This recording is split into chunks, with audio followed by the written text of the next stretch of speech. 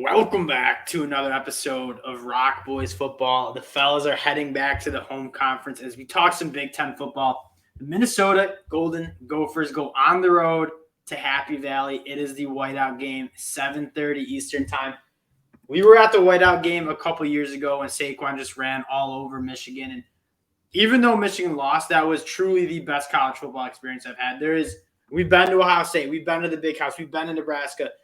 Penn State whiteout, in my opinion, is the most special environment I have been in. This is going to be a very fun game. Whenever Penn State's playing a whiteout game, they could be 0-7. I'll be watching. Before we get into it, though, again, just want to say thank you guys for all the support you guys have shown the channel, especially the Big Ten fans. You guys have been awesome. We love talking ball with you guys in the comment section. If you do like the content, consider subscribing to the channel. That support does mean a lot. Dill, let's start talking some football. What are your early reads on this game here?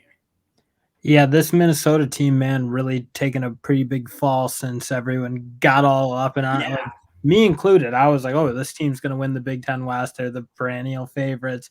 But that was after Michigan State, and that was pre us all realizing Michigan State's one of the worst teams in the conference. So I don't know. I think people are way too down on Penn State after the Michigan. I don't think people have caught quite up to how good Michigan's been in the last 2 years. I mean, last year is when it really started. Now Michigan's kind of keeping it rolling, but they're a team that's going to beat a lot of teams pretty bad. And I don't think people have quite yet caught that. And I think Penn State's still pretty good though. Yeah, I think you're also catching a little overreaction too. I mean, Penn State got dominated by a very good Michigan team on the road. Penn State just right out the gates just was not their day. I'm kind of with you, though. When you look at both teams and you're trying to say, like, who's the better team? Who has the more impressive wins? Penn State goes on the road and beats Auburn, goes on the road Thursday night in the beginning of the season and beats a very good Purdue team. Like, Penn State has some really impressive wins. Yeah, I get they looked horrible against Michigan, but this team is not bad, and you know how I feel about Penn State. I think the future of this program, if James Franklin kind of steadies the ship, I know there's been some talk about him being in hot water. Like, they have some young guns who are really ready to step up. And then you look at Minnesota, I'm kind of with you. We just really overreacted to a win on the road at Michigan State where they looked awesome. And Michigan State, they seem like they just flat out suck. And then they go to Purdue, Tanner Morgan throws 3 interceptions. You look at the stat line of Tanner Morgan against Illinois, and I get it. Illinois' defense is very, very good. Tanner Morgan was 4 of 12 for 21 yards and an interception. Then the backup comes in, 2 of 6, 17 yards and two picks. Like, I just don't see how this Minnesota team goes in the Happy Valley whiteout game, especially if I'm going to mispronounce his name, but if that young backup quarterback is starting his first start on the road, Penn State whiteout, the dude's going to be pissing down his leg, respectfully. Like, I just don't see how he handles it. I really like Penn State in this game. You're right. It's such a wild environment. I mean, you see really good experienced quarterbacks have a lot of problems, a lot of issues with the noise and everything. Shout out Shea Patterson coming out when we played him a couple years ago. Took a game right off the bat. It's crazy. So I think, yeah, this is just a vicious environment to be in, and especially a team that wants to run the ball, wants to be physical. Like, it's hard for linemen to be able to fire off and use the cadence to their advantage. And I don't know. I think Penn State's really good. I think if you're just starting on the defensive side, like, that's still a great, great defense. You look at the young talent on that team. Yes. I mean, Abdullah looks like a guy who's going to be a very, very good player in the future. Jair Brown's playing exceptional right now. And he even came out of the Michigan game for a little bit, so I don't think that helped him. But this is, I mean, front seven, I think, can be really tough. And yeah, Minnesota, they're just not throwing the ball. Yeah, I think the big story is you saw Michigan didn't really have to throw the ball against Penn State. They just kind of ran it down their throat. That's what Minnesota's going to want to do. Mo Ibrahim, out of all of how bad that offense looked, Mo Ibrahim against Illinois, a very good run defense for Illinois, looked awesome. Penn State, Manny Diaz and that defense is going to need to figure out how to stop the run, because whether Tanner Morgan plays or it's the backup, they're going to try to run the football on you. And if Penn State plays run defense like they did in Ann Arbor on Saturday, this could be a lot closer game than you're excited for. Yeah, I mean, that's the thing. I don't even think Michigan and Minnesota are on the same playing field in terms of what they can do up front and how, I mean, Michigan at the end of the day is still much more two-dimensional than Minnesota. So I think, like, yeah, Michigan did run the ball really well, but that's Michigan. Michigan's been probably the best run team in the conference and up there in the best in the country for probably the last 2 years. So I don't personally think that'll translate so much because Penn State, honestly, besides that game, has done a pretty good job. They did a really pretty good job against Auburn, who again are two good stable of backs there. And I don't know. I don't think Minnesota has the horsepower to blow them up like that. I think that's the big question mark is if Penn State can stop the run, which again, they were a top 10 defense against the run going into that Michigan game. If they can stop the run against Minnesota, I don't know how Minnesota is going to move the ball. Again, that Penn State secondary, Joey Porter Jr., Jair Brown, very, very good group. They take the ball away over 2 times a game. Tanner Morgan has been liking to throw interceptions as of late. I think that could be a story. The only shot that I really see Minnesota keeping this game close is on the ground. And then Penn State, you're looking at 2 offenses that you're not that excited about.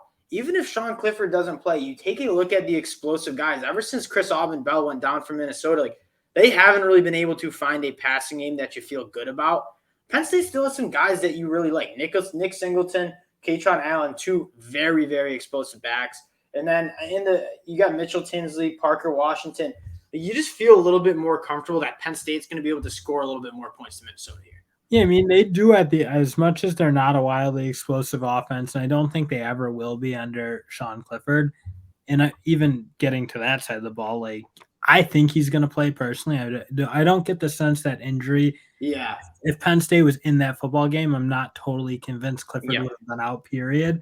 So I imagine he's going to play, and he is a tough, as much as say what you will about him, he's proven to be a very tough quarterback over his career. And I don't know, again, as much as you can malign that offense, they do have playmakers. Sean Clifford at times can be really pretty good, and he's not my cup of tea necessarily. I don't think Penn State is for much of Penn State, but I think they'll be good enough to deal with Minnesota, who's doesn't look like a shutdown defense right now. And one of the stories, Minnesota likes to get after the quarterback. They have a really good front seven. Why I think Penn State has improved, has looked so much better than they did last year. That offensive line is much better than it was last year. They're running the football way better. In pass protection, they actually looked pretty good against Michigan. Michigan was not getting that much pressure on the quarterback until late in that game. If they can keep Sean Clifford healthy, they can keep him upright, I should say, establish a little bit of a run game. I think Penn State will take care of business. I think the big question mark is, and kind of the bugaboo in the sense that you're looking at trends, is Penn State has started out hot last year too. And then it really, once they started losing, it really fell apart for them.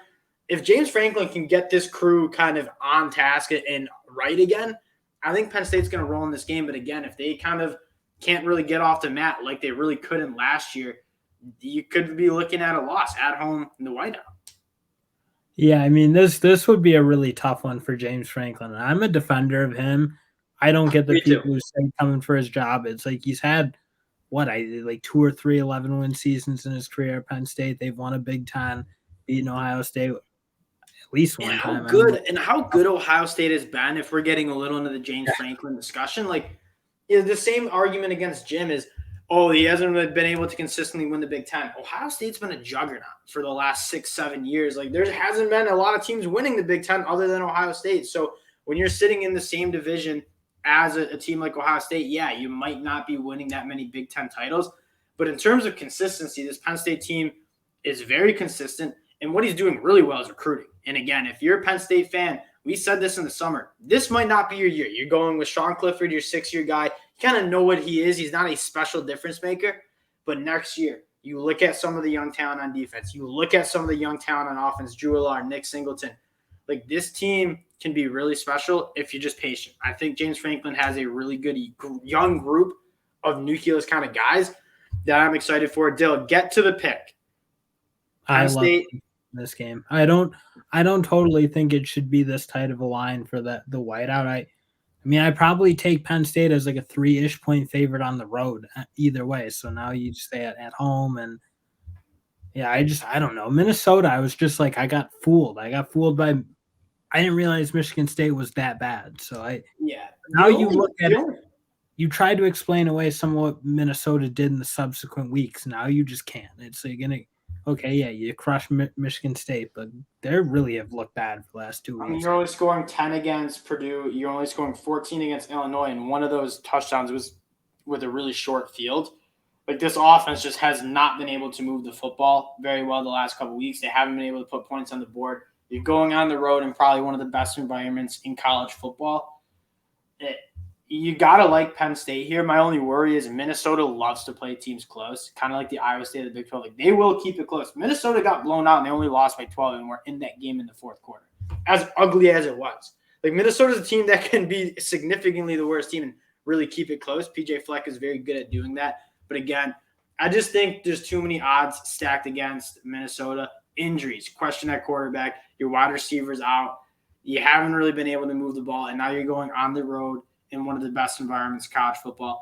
I like Penn State here too. If they can stop the run, I think they should win relatively easy. You got to think that defense is going to come out a little juiced up and Yes. Now like an attitude adjustment or something. Because again, that's kind of embarrassing to give up 400 plus to it.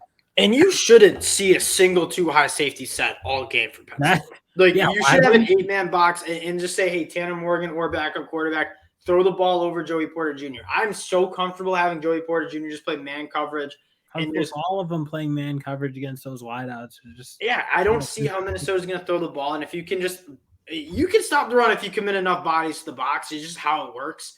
If they can do that, I think they win easy. I really do like Penn State here, -4.5 as well. It might be another official play. We then appreciate all the support you guys have shown. Wanted to keep it short. We ran a little long.